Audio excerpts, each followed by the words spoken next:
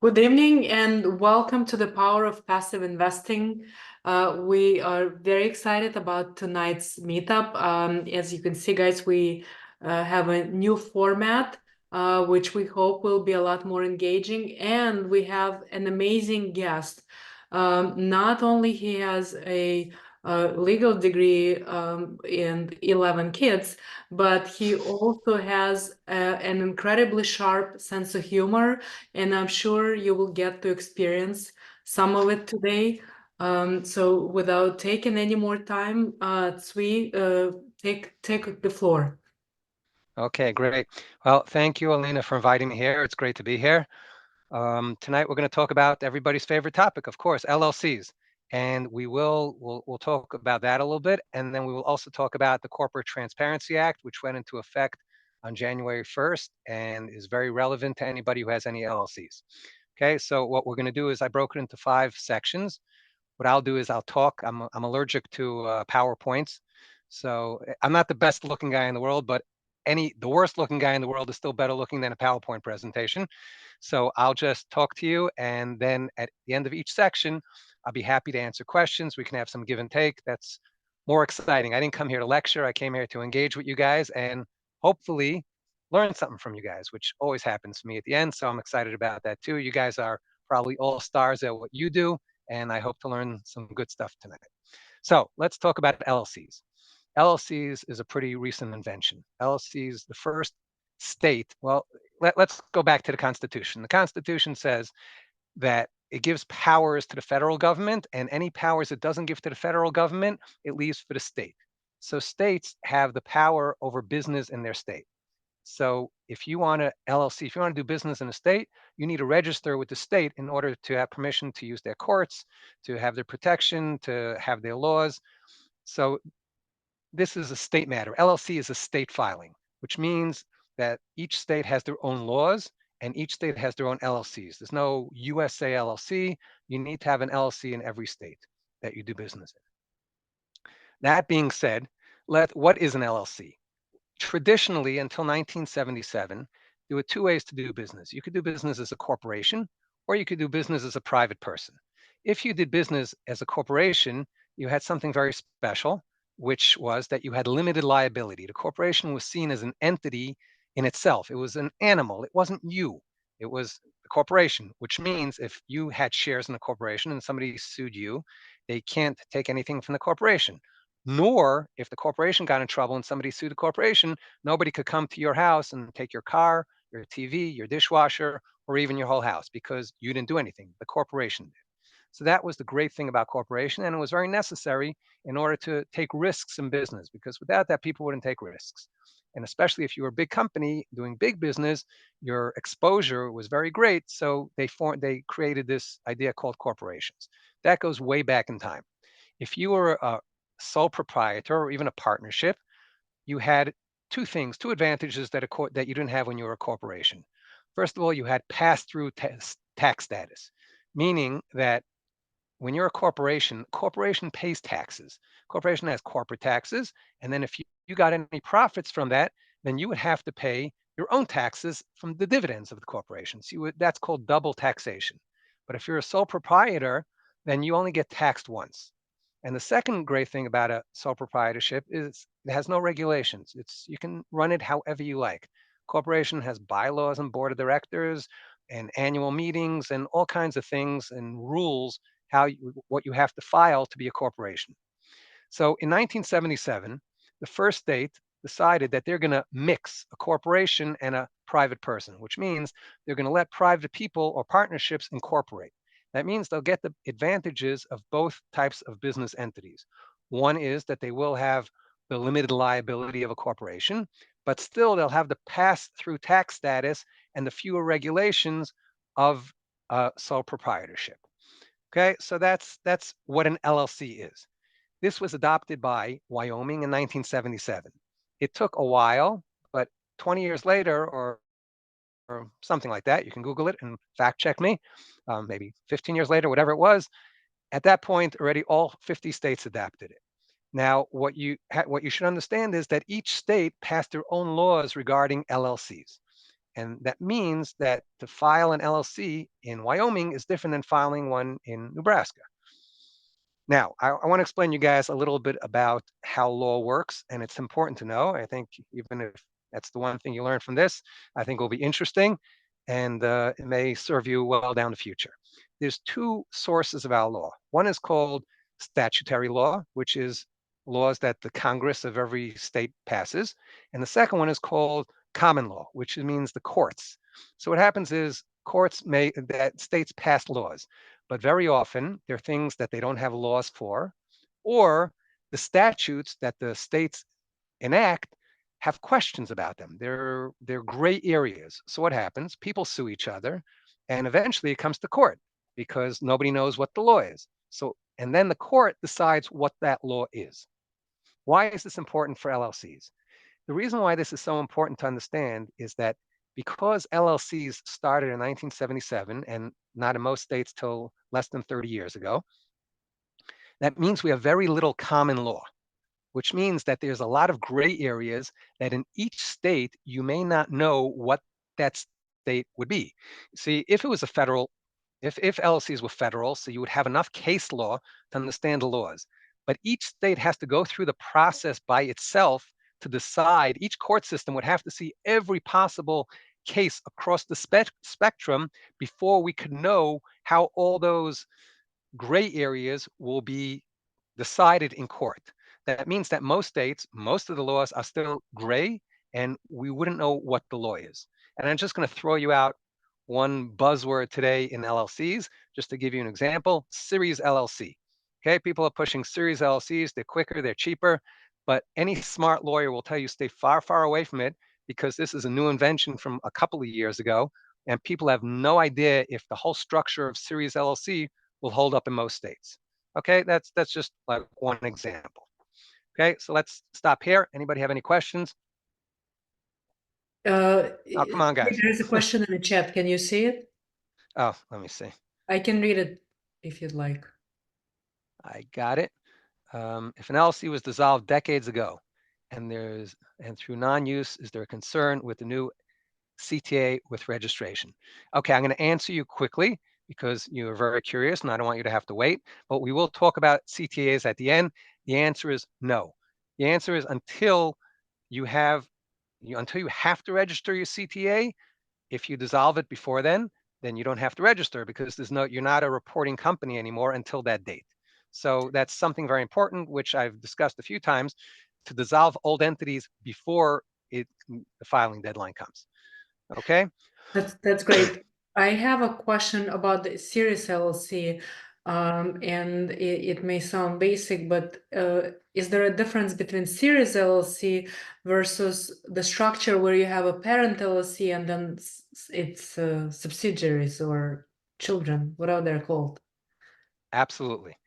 The old way to do it is the way you're talking about, and that's a great way to do it because then you're perfectly safe. The Right. reason why somebody would do a series LLC is because it's cheaper. You're only filing every year for one LLC. That would I be the series, and everything else is free. You can just add as many as you want. So it's a great shortcut, but it's very problematic. see. And You won't have the protection. awesome. So, and is subsidiaries and children, are the terms interchangeable or are these terms different? Like, what is Yeah, the? no, they're the same. Okay, Yeah, perfect. yeah. Like you said, I have 11 children, so I'm always thinking about children. I don't think about my subsidiaries. I see. Makes sense. Thank you. Looks like we're ready Okay. to proceed. Great. Okay. So now let's talk about operating agreements and what those laws of the LLC are. We talked about that each state passes their own laws. Now, there are two types of rules for LLCs. One that a state makes that's non-negotiable. And then there's another type of law that can be overridden by the operating agreement. The operating agreement is great because we talked about that the idea of an LLC is to give you a lot of flexibility in the structure of how the LLC works. Now, every state has default rules for how LLCs work because there's got to be some structure if you're not going to give it any structure. But when you have an operating agreement, you can override almost everything. So this is, a lot of people think that state laws are just suggestions and they don't take them seriously. In the case of LLC, they actually are suggestions, and as long as you put it down on paper in an operating agreement, you can create your own rules of the LLC.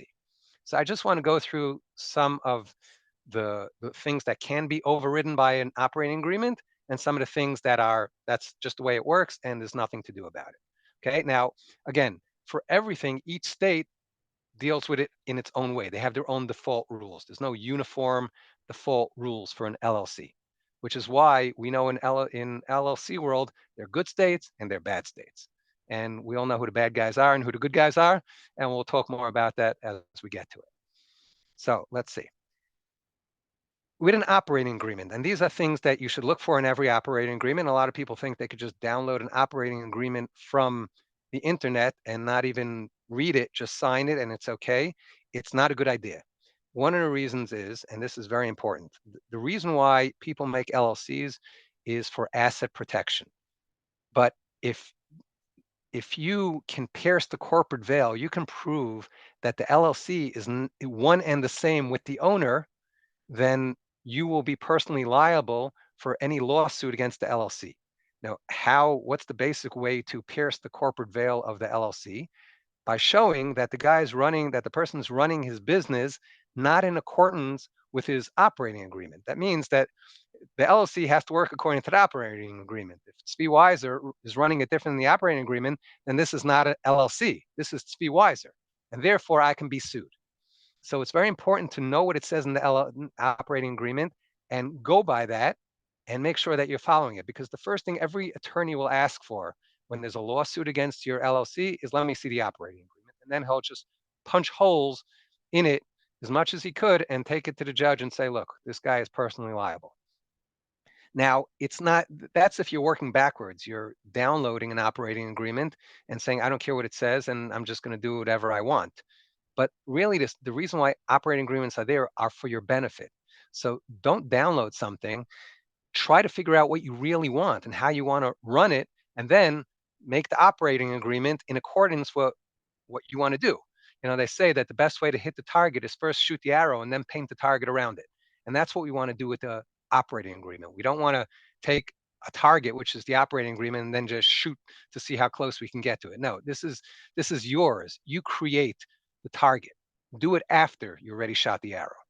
Okay, so I just want to discuss some of the major issues that should be looked at in an operating agreement. First of all, there's the powers and the duties of manager and members. Every LLC has to have a manager, and then the rest of the people are members, or it could be member managed, which means that every member of the LLC is considered a manager. Now, you should understand what the manager can do, because it can be everything from anything to do all business. It could be just to run day-to-day operations, but big decisions about mergers and acquisitions and things like that have to be brought to the members, and everything in between. Now, one of the great things about LLCs, and this you don't have in any other entity, is special allocations of losses and profits. So let's say me and Alina we have our LLC. We're both 50% owners, members of the LLC. Does that mean that we have to split the profits? Let's say Alina, she's the mastermind in real estate. So she says, I deserve a little bit more. So she says, I deserve 95%. So you only deserve 5%. No problem. As long as you put it in the operating agreement, you can split the profits any way you want. Let's take that a step further.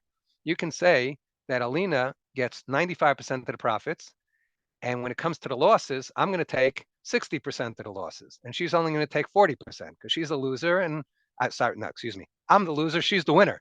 That's why she's only getting 40% of the losses. So you can do that too. You can do anything you want. The only issue is that if it ever comes to a court and there's any issue, you're going to have to explain to them the economic reason for what you did. Because if somebody wants to take all the losses to write them off against another investment, that's not a reason why it should be split that way. It has to be within the LLC. It has to make sense why we're splitting it that way. But the bottom line is that you can have flexibility of how you allocate the losses and the profits. Tzvi, Another thing you should, I'm yeah. sorry, is this a good time to stop you, ask a couple of questions, or should I wait? Oh no, you can interrupt anytime. Anytime anybody has any questions, I hate to talk. I like to listen. So on your last comment, Yeah. in terms of the split making sense if, let's say, the split is based on the investment that the two partners made. Maybe they put the 60-40 split in terms of investing, and that's why they're splitting everything, gains and losses in that respect. Would that be realistic split? Would that make economic sense, or Yeah, maybe that wouldn't even be a special allocation. That would be a split based on membership interests. That's that's the default. That's the way it should be. that's the default? If But you then want to if you want to change it, you have to explain that. if you're changing it due to the members of the LLC having additional special tasks, and you're just allocating a certain percentage because of that extra task, does that make sense as well? Absolutely. This special allocations, this economic purpose is not a very difficult test. It's just like, let's be real, let's not play any games over here. If you have any reason whatsoever, it's okay. It's If you owe them a favor from 100 years ago, it's fine. As long uh, as what the IRS wants to make sure is that they're getting their taxes, and don't make sure that the guy with the most losses in another investment is getting all the losses, and the guy who is in the lowest tax bracket is getting all the profits, and he's going to give it over to his friend somehow. It's just a fair. question of them collecting their taxes.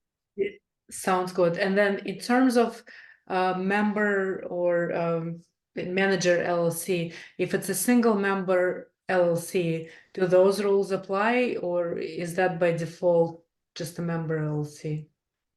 So single member LLCs are a different story altogether, especially today because there's a trend to pierce the corporate veil.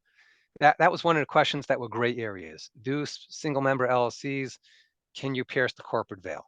And it was brought to court in a few states. And therefore, a couple of states, before bringing it to court, they created a statute about it. So Florida, which is generally a very good state for LLCs, somehow came along and they put their foot down. They said single member LLCs will not have protection, and anybody sues the LLC will be able to get, if they sue a person who owns a single member LLC, they'll be able to get the assets of the LLC. The LLC will not be protected from the owner's lawsuits, right? Interesting. There's the inside attack and the outside attack. If you attack the owner, can you get the assets of the LLC? And if you attack the LLC, can you get the owner's assets? So a single member LLC in some states, or many states today, are not protected from an outside attack. Thank you, Tzvi. And there are still like 20 or 30 states that it's not clear. Some of them have the courts decided. A lot of states have created law about it. And then there's a whole bunch that you don't know. So just a quick tip, if you have a single member LLC, there's two things you can do. Either have another parent LLC own it. That's not a single member LLC. Or you can give somebody a 2.5% piece of the LLC. And then it's no longer single member. Excellent tip. Thank you so much. Sure. Okay. So I'm going to run through the rest of them quickly because we do want to get to the Corporate Transparency Act, which is very important. Let's see, what else do we have here? So you have the basic things like how board meetings will be held. Now, even though there aren't a lot of formalities, you want to have some formalities in your LLC to show that you're running it like an entity and it's not you.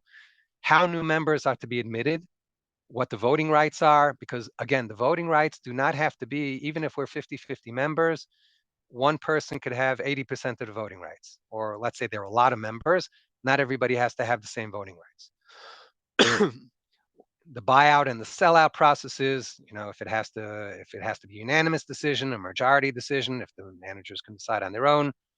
Ownership transitions are a big deal, tax considerations, and transfer provisions. Now let's get to the meat over here of LLCs. What makes a state good for LLCs or a weak state, a strong state or a weak state? There are four major things that we look at in a state to decide if it's a good state or not. Now, not each one is very relevant to everybody. Everybody has to look for the state that's the best fit for them. So the first thing we look at are the fees. States to form an LLC can cost anywhere from $100 to $500, $600, $700 in various states to file the LLC. They could also have annual reports. Every state has annual reports that you have to file. New York is biannual, every 2 years, biannual, and it's only $9. New York is one of the cheapest for the annual reports. And a state like California, it's $800 per LLC every single year. Okay, so there's big differences over there. Then there's taxes. Some states take no state taxes for an LLC, and some states have all kinds of taxes, more than one kind of tax. Now, the two big ones that people talk about are anonymity and asset protection. So there are some states you can form an LLC and you don't have to tell them who the members are. You don't have to tell them. You can get a nominee manager. You can say, somebody could be not the real manager, but he's the nominee manager acting instead of the manager. And therefore, people use this. A lot of rich people we're working with a very big law firm today who has somebody, one of the attorneys, their job is just to deal with all their wealthy clients' homes, first homes, second homes, and third homes. Now, these clients don't want people to know their net worth. And if they buy it in their own name, it's very easy to find out where they have homes and how much they're worth. So what they do is they have anonymous LLCs holding their properties. Okay, so that's very important. People want anonymity because a lawyer will go after you if he thinks you're rich. If he doesn't think you're rich, then he's not going to bother wasting his time trying to sue you. So hiding your wealth is always the best thing to do. So anonymity is very important. And the last thing is asset protection. Like we said, with a single member LLCs, there are other laws where the LLC is protected from outside lawsuits. Some of them let you take if you sue somebody who owns an LLC or a portion of an LLC, sometimes some courts will let you take the assets. They'll let you become a member of the LLC. Some states will only let you take the distributions that go to that member of the LLC, but you can't touch the LLC itself and you can't become a member of the LLC. So this is very, very important. In general, Wyoming is probably the best state on all counts. Delaware is pretty good. It's pretty expensive. Nevada, those are the three considered good states. Today, everybody's going to Wyoming because the states are competing for business. Like, look at the difference between New York and Wyoming. New York, everybody's got to form an LLC in New York for one simple reason. Now, again, I want to make one point very clear, and this is probably the most misunderstood point in LLCs. So it's very important to stress. You don't get to choose which state you're going to have an LLC in. Okay. If you're doing business in a state, that's the state where you have to have an LLC in. If I'm doing business in North Carolina, it's not going to help me to open up a Wyoming LLC because I can't do business in North Carolina with a Wyoming LLC. I have no access to the court system and I have no right to do business over there. The reason why somebody would use a Wyoming LLC when he's in North Carolina is he would make a parent company in Wyoming, and then he would either have a subsidiary of that company in North Carolina, which means that the owner of the North Carolina company, which may not be anonymous, will be anonymous because the owner of North Carolina company is not me, it's my Wyoming LLC. And my Wyoming LLC is anonymous, so you can't track it back to me. So the multi-state, going to a different state is not an escape from filing in the state you're doing business. It's an extra LLC getting the protection of the parent company state. Okay, and there's also a question of jurisdiction. If I like the laws of Wyoming better, I may want a holding company in Wyoming. That's one way to do it, a holding company. Another way to do it is to have a Wyoming LLC. And when a Wyoming LLC, doesn't have to open up a new LLC in every state in the country if it's going to be doing business in all 50 states. What it does is it goes to each state and qualifies the Wyoming LLC to do business in any state it wants. It's called a foreign qualification. But at the end of the day, the company is a Wyoming company and therefore should have the jurisdiction of the Wyoming courts.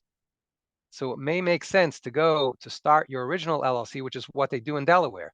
That's why I don't want to say every, but the vast majority of Fortune 500 companies are all in Delaware because Delaware has the best court system. This way you get, no matter where you're doing business, you have the benefit of the Delaware court system. So to compete, a lot of companies, I said, what Delaware has is they have a special court system just for LLCs. Not for LLCs, but that type of business, which means that it goes fast. The judges are very smart. They've seen it all. They know it all. And it's a pleasure to go to court over there. Whereas other states, there may be some domestic violence case before yours. And this is the same judge. And he's not an expert, not in domestic violence and not in not in business. He just happens to be the one judge in that county. So that's not a great situation if you're in business. You don't want a judge like that. You want to know, you're going to get a fair trial, and the guy's he understands business and he's going to do things the right way, which is why you want to file in certain states. So Tzvi, if I were to summarize, people form LLCs in Delaware for the best court system, and they form one in Wyoming for anonymity. Is that correct? So Delaware also has anonymity. Okay. Delaware is more expensive. For the average person that has one holding LLC, for whatever reason, they don't care about Delaware and they're not going to pay the fees of Delaware. Wyoming has no taxes. Delaware has some taxes. Okay. So now I want to get back to the point I was making before. New York doesn't have to be cheap on LLCs. They can make it expensive. They're not very expensive, but they don't need the money, the revenue from the LLC formations, because New York has all kinds of taxes on every LLC, and nobody can avoid doing business in New York. So there's so much business there, they're going to get the LLCs anyway.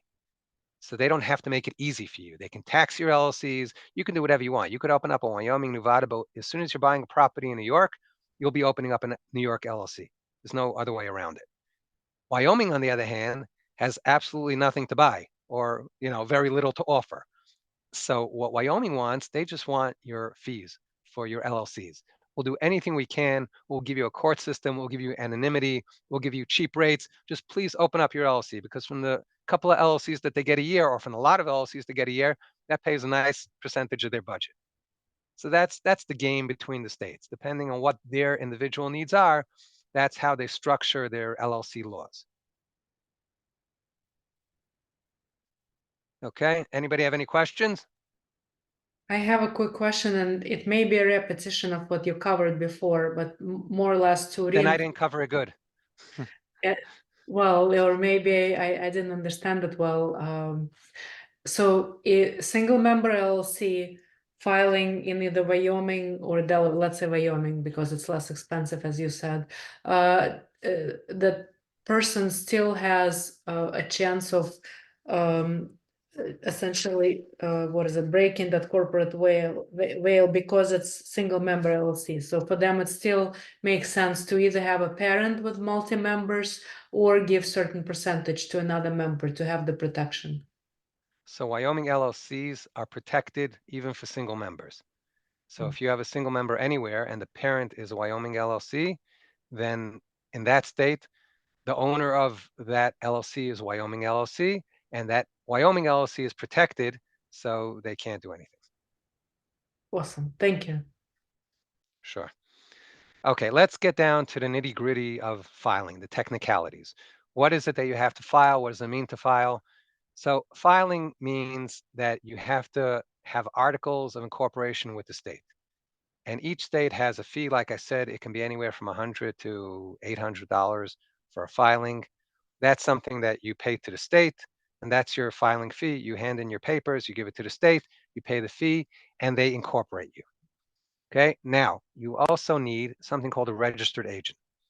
Now, for people that have out-of-state companies, this is very important. Registered agent is an address where they can do service of process.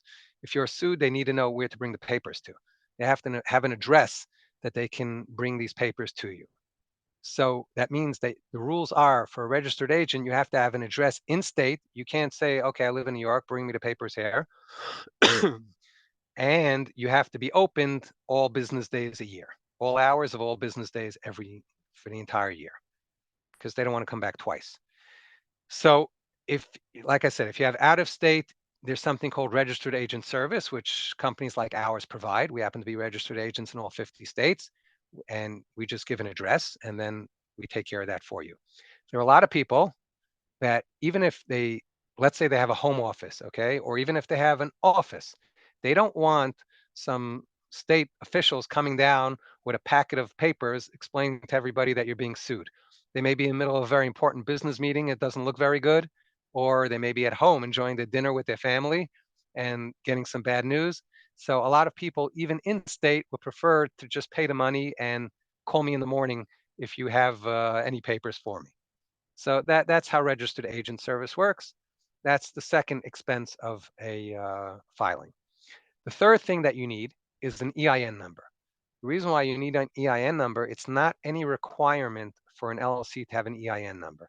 EIN number, just if you don't know, it's an entity, it's a tax ID for the federal government, right? It's like a social security for the LLC, tax identification number.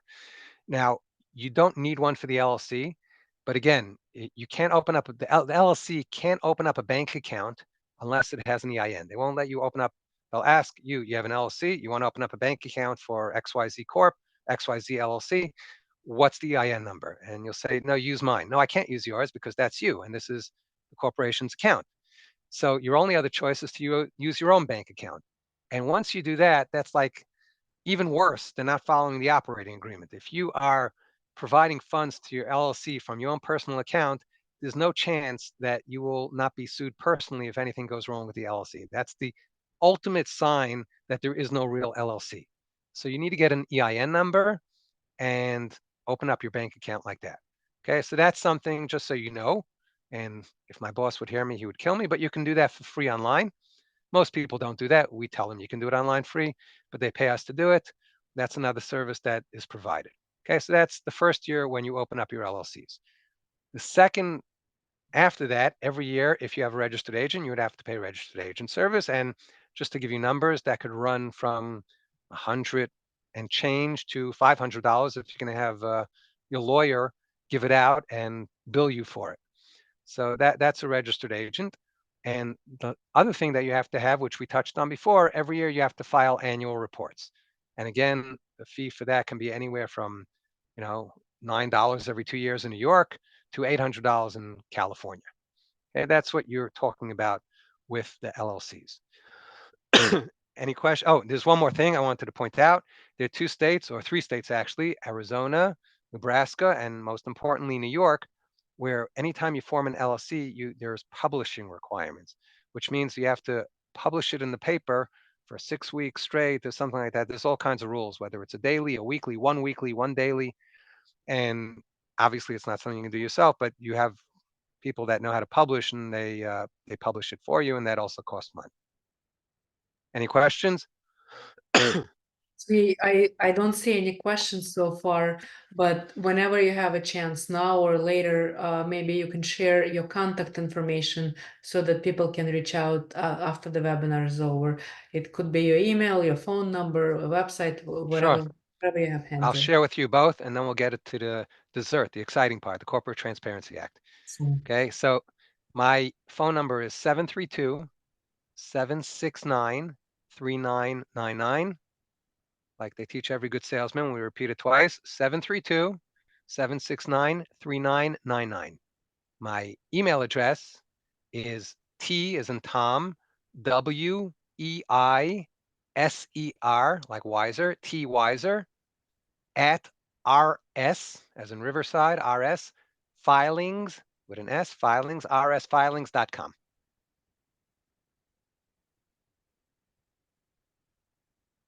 Okay,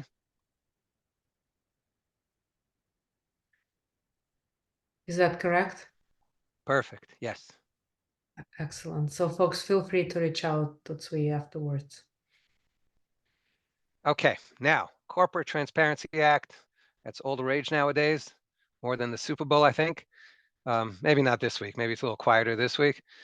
January 1st, a new law went into effect. The law was passed actually a couple of years ago, and it went into effect this year. What happens is, as you guys already know, that there's a lot of games with LLCs. The states care about one thing, money. They don't care about security. They don't care about transparency. They care about business. It's about dollars and cents. Now, I heard this. I don't know if it's true, but it will give you a flavor. You know what they say about legends. They may be true, they may be not, but they don't say them about me and you, right? So this is the idea of this law is after 9/11, they didn't track the money trail. Had they been able to track the money trail, they probably could have stopped 9/11. And the reason why they couldn't track the money trail is because all these terrorist groups and drug groups and money launderers open up all kinds of structures, complicated structures of LLCs, shell LLCs, just to pass money all over the place without anybody knowing who's behind it.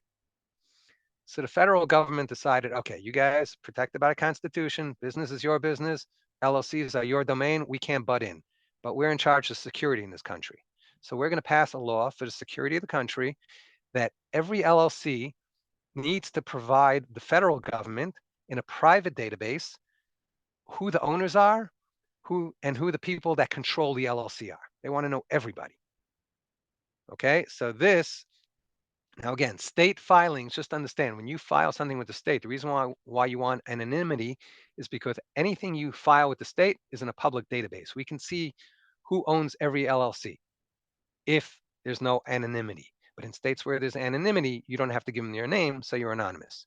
When it comes to the CTA, the Corporate Transparency Act, you have to tell them all the information, but that goes in a private database that is not public. So the misconception is that with the CTA, there's no longer anonymity for LLCs. That's not true.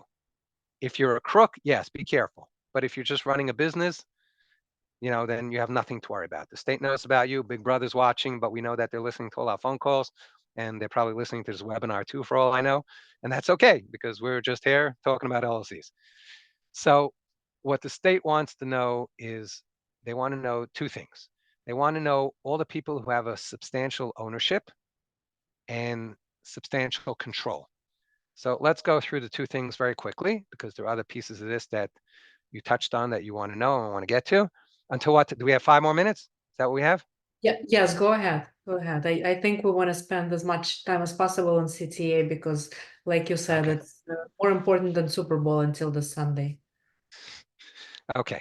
So the people that have to file are anybody who has a 25% interest. Now, you may think, okay, 25% interest, but they're like very, very serious about 25% interest. Anything you could dream up as a 25% interest is a 25% interest.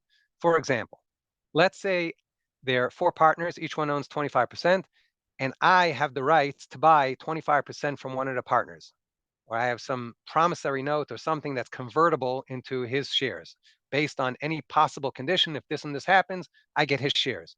You know what that makes me today? A beneficial owner. So even though it's 25% beneficial ownership, we got 5 people filing. That's 125% altogether because I also became a beneficial owner. Okay, so it's any way, shape, or form that you can potentially own 25%. You have 2 guys fighting about, let's say there's 2 owners that own 33% each, and then there's 2 guys fighting about 33%. Now, if they split it, then they own 17%, but they're in court now fighting about it. They both have to file the beneficial ownership because you think you own 33%, you're fighting about it, you own it. It's That's interesting you said that, Tzvi. I'm sorry again for the interruption. So that no, entails no, that each person with at least 25% ownership has to file on their own. It's not the no, no, company no. filing. The LLC has to file. The LLC has to list all the people who meet the criteria. You don't have to file. An LLC has to file this document. Interesting. I filed it, and from what I recall, I didn't see enough space to list other partners. So, like in this case, I only listed myself. And you filed it for the LLC. Mhm. Even though there are other partners that own more than 25%, but I think I did not see any more lines for other partners. Just We're going to have a talk in the morning. okay. Okay, so that's one thing, 25% beneficial ownership. The second thing is anybody who has substantial control. So that means any decision maker.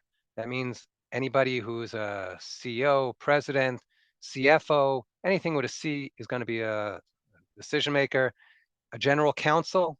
Okay, if you have a lender that can dictate things about the LLC, he's a decision maker. These things are very, very broad. Anything that we could possibly think about, those are the people that are going to have to file. Okay, now here's something which was great for our business this year. We work with many lawyers, and a lot of lawyers tell us, no, we form our own LLCs, we don't need you. The third type of people that have to file, have to be listed on this. Just understand. Let me give you a few terms, so if you see them floating around, you'll understand what they mean. The report itself is called the Beneficial Ownership Interest Information Report. So it's called either the BOIR or the BOI report. Since it's new, everybody's got their own name for it. Some people call it the CTA, some people call it the BOIR, and some people call it the FinCEN reports, because FinCEN means the Financial Crimes Enforcement Network. So it becomes the FinCEN reports. Okay, so the BOIR says that any company applicant has to be listed on this report. What's a company applicant? Two people. The person who directs the formation of the LLC. So if you go to a lawyer and you tell your lawyer, please form the LLC for me, and then the lawyer calls me up and says, Tzvi, please form the LLC for so and gives me all the information. He is a company applicant because he directed the LLC to be formed, and I'm a company applicant because I actually formed it. Okay, so a lot of lawyers have called me and said, Tzvi, we don't want to be on this BOIR. We're out of the LLC business. Please do we're going to send you all our LLC formations, and you're going to work on behalf of the client, not on behalf of us anymore. We want to wipe our hands clean of this. Okay, that's who has to file. Now, what do you have to file for? And this is a huge problem. There are about 30 million LLCs out there today. Now, any LLC that's active has to file, even if it was formed in 1920. It doesn't make a difference. They want to catch all the old LLCs, all the new LLCs. It wouldn't help if they would just do it going forward. So they have to get all of them. So, but there are different filing deadlines because they understand that this is not so simple. And frankly speaking, the government can't deal with 30 million LLCs all in 1 month. So there's 3 different stages for filing LLCs, for filing this BOIR report. The first one is any entity formed after January 1st, 2024, in the year 2024, has 90 days to file the BOIR report, the BOI report. Okay, that's 90 days. The rule is 30 days, but like right in the beginning of January, they realized it was not going to work, so they extended it to 90 days.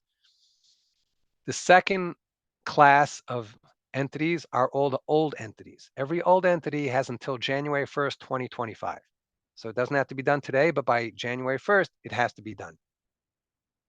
And the third deadline is any entity formed in after 2024, starting January 1st, 2025, they have to file within 30 days of the formation of the entity. Any questions so far about the CTA? One thing I will tell you, which is a common question people ask me, it's a one-time filing. But anytime that's changed, if somebody converts his or somebody leaves or they sell a piece, you have to update it within 30 days. Interesting. Yeah, Okay. that will be tough to remember that you have to always be updating that BOI. That's right. It's going to be a killer, and people, it's not like in the forefront of anybody's mind. Okay, I want And to I'm talk about glad the you penalty. mentioned it, because I'm sure most people don't realize that. So thank you for bringing it up.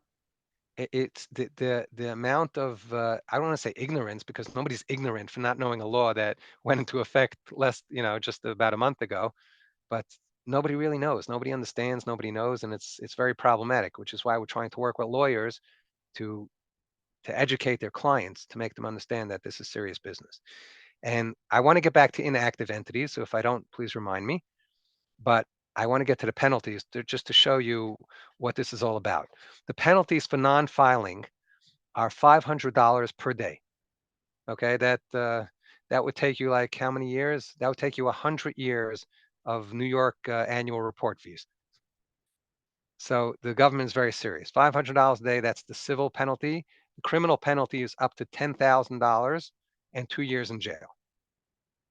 So, the problem is, and I don't know if you guys are aware of this, I hope not, but most people don't really take their LLC filings seriously. They don't take care of the registered agent. They don't file their annual reports. We have all kinds of problems, and we have all kinds of horror stories. You can look at my LinkedIn posts. I post them from time to time of, we had a case, just to give you an example, of somebody who came to us. We do title, and somebody came to us for title, and we needed the documents that he needed the certificate of good standing from the old entity, and he hadn't paid his taxes. At the end of the day, it turned out that his entity was dissolved. The name was available. and the name of the LLC was the name of the property that he was selling. And the buyer, when he went to contract for the property, he just picked the name for an LLC, which was the name of the property, which was available. So now you had the seller selling to the buyer a property that the buyer already owned because the title was in his name, his entity's name. So it gets, if you don't take care of these LLCs, it can get pretty messy. Okay, so those are the penalties. Now let's talk about inactive LLCs, because a lot of people, when they first went into business, opened up LLCs or they never dissolved them and they're still out there. So an inactive entity does not have to file their BOI report. But as everything else we have, inactive entity is not what me and you decide are inactive. It's what the government decides inactive, and there's a 6-part test. And let's see if I know all of them over here. I don't know if I have them down written, but I'll just tell you the basics. Okay, the basics are, first of all, it was formed before 2020. So no matter what, any entity that was opened up after 2020 is called an active entity, even if you never did anything with it. Okay, so, and even if it was formed before 2020, it cannot have any assets in it, which means even any money, any shares, anything. It's got to be totally empty of assets. No money could have gone through its bank accounts for the past 12 months. So we're talking about really not inactive, we're talking about a dead entity. So now the question is, what do you do if you have entities that are not inactive? So like I said earlier, what you should do is make sure you dissolve it. You have two choices. Either you can dissolve it before the filing deadline, which will be January 1st, 2025, or you can actually, if you want, you can file the BOI report. You know, it may be cheaper. You have to weigh it. Every state is different. Some states dissolving an entity is a big mess. So you may just want to, even though it's dead, you may want to file your BOI report and let it continue being inactive and not dissolve your entity. And then you could just let it die in the vine if you want, and just not have a registered agent and not pay your annual fees, and then it will just disappear.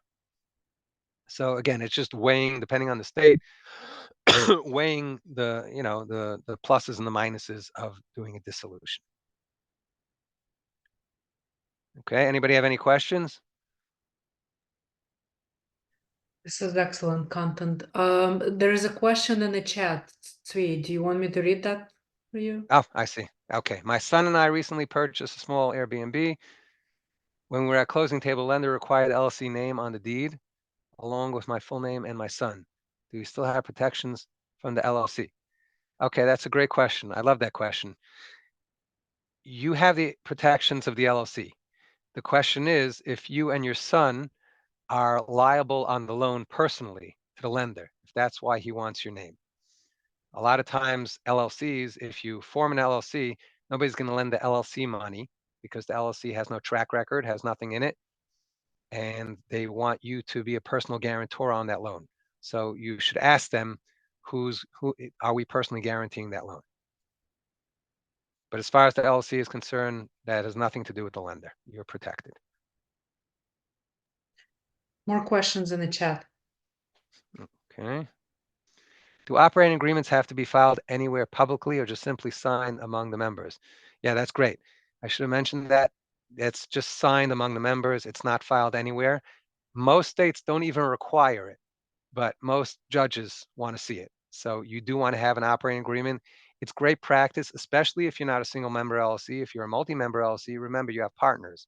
And I don't know, you know, I'm not a divorce attorney, and I don't know like what happens in most partnerships, but I know a lot of them don't end well. And it's important to know procedures and how you want things to go in the future should things not be going well. So you should have an operating agreement. You should think about things that will happen down the road and write an operating agreement accordingly to protect yourself.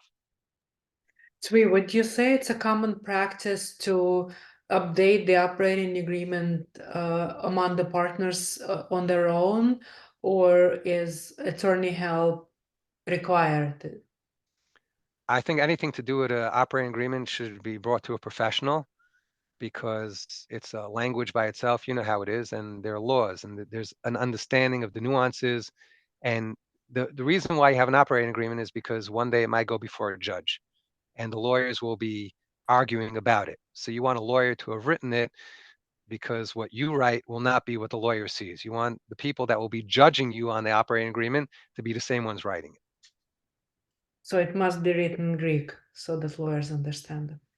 Well, we do operating agreements sometimes. We do a lot of reviews of operating agreements. My sister's an attorney, and she always brags that she writes English in her operating agreements. She's not scared of the English language. So it doesn't have to be Greek. It should be simple language. But a lot of the Greek, there's codes in the Greek. That's why they write Greek. It's not just to be fancy. And they mean certain things. So, there's more to it sometimes. Makes sense. There's another question in the chat. Yeah. Where can we check if an LLC is in good standing? So if you go to with its state, that all its filings are an annual statement filed and fees paid. If you go to the Secretary of State, it's like every website, you're talking about 50 different websites out there. Some of them had better UI designers, some of them had not as good. Some states are easy to do this stuff. Some states are more complicated, but in the Secretary of State's website, if you're savvy enough, it shouldn't be a problem to retrieve all that information. Awesome. And just to let you know, I just want to say, as a follow-up to that question, if somebody has a whole bunch of LLCs and they want a free audit, we do free audits for people. So you can just contact me and we'll do an audit for your LLCs, and in no time get you back all the information you're looking for. Audit in terms of whether it's in a good standing or not with the state? We'll tell you if it's in good standing. We'll tell you if the annual fees have been paid, when the last time was paid, when the next one is due, and we can tell you who the registered agent is, because most people have no idea who the registered agent is. Absolutely. So, Tzvi, on that note, what I was going to ask you is, why don't you tell us a little bit more about your services and the services of your company? You mentioned, obviously, LLC formation in all of the states within the nation, but tell us about other services you guys offer, please. Okay, so aside from our entity formation, which covers all LLC services, we actually do all state filings, which is sales tax registration and payroll tax registration. We're very, very busy now with beneficial ownership information reports. That's our filings company. We have 4 different companies. We weren't born as a filings company. We were born out of a title company. Oh, Our title company is about 16 years old. And like every title company, you build relationships. So we do almost everything in real estate today. And there are a lot of things we do. Filings was not originally a company. It was a couple of guys just working on filings for our title clients who asked us to form the entities after they went into contract with a deal. And after we grew to a certain mass, we decided to make a business out of it. makes sense. Another thing that we do is we do 1031 exchange, and we also do cost segregation Oh, studies. wow.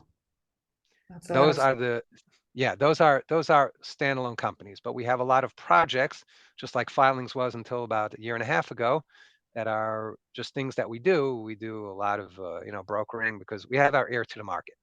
We help people with a lot of off-market properties, financing, whatever it is. We can help with almost anybody's real estate needs. And all of the services are offered nationwide, correct? Yeah. Awesome. We have offices in New York, New Jersey, and Texas. That's excellent. Very nice. Thank you. But really, all we need is either a phone call or an email and ask for any of the services you mentioned. Or a LinkedIn, like we've been talking. Oh, yeah, that's Right? absolutely. By the way, in terms of LinkedIn, Tzvi, I think you should absolutely talk about the change of ownership and about the filing, because just like I was surprised, I'm sure other people would be surprised too, and they would have no clue that they have to refile or resubmit that BOI again if the ownership have changed. Right. Yeah. I'm going to talk about the updates. I mean, most people still haven't filed. I don't want to scare them about updates at this point. I just want to get them to understand that there's such a thing as, baby steps, one step at a time for them. Right. Let them get through the Super Bowl. That's right. And then you can talk about that. Absolutely. That's important. I don't see any more questions. Tzvi, this has been phenomenal, excellent content. Thank you for shedding some light on CTA. This has been recorded, and obviously it's going to be shared not only with folks on my distribution list, but also on YouTube and other channels. So folks, if you want to revisit or listen to this again, the recording will be available. And Tzvi, thank you so much. Very, very helpful. And we really appreciate you doing it at such a late hour for you. My pleasure. I hope you enjoyed, and thank you very much for having me. We did. Thank you. Bye, everyone. Thank you. Take care. Bye-bye.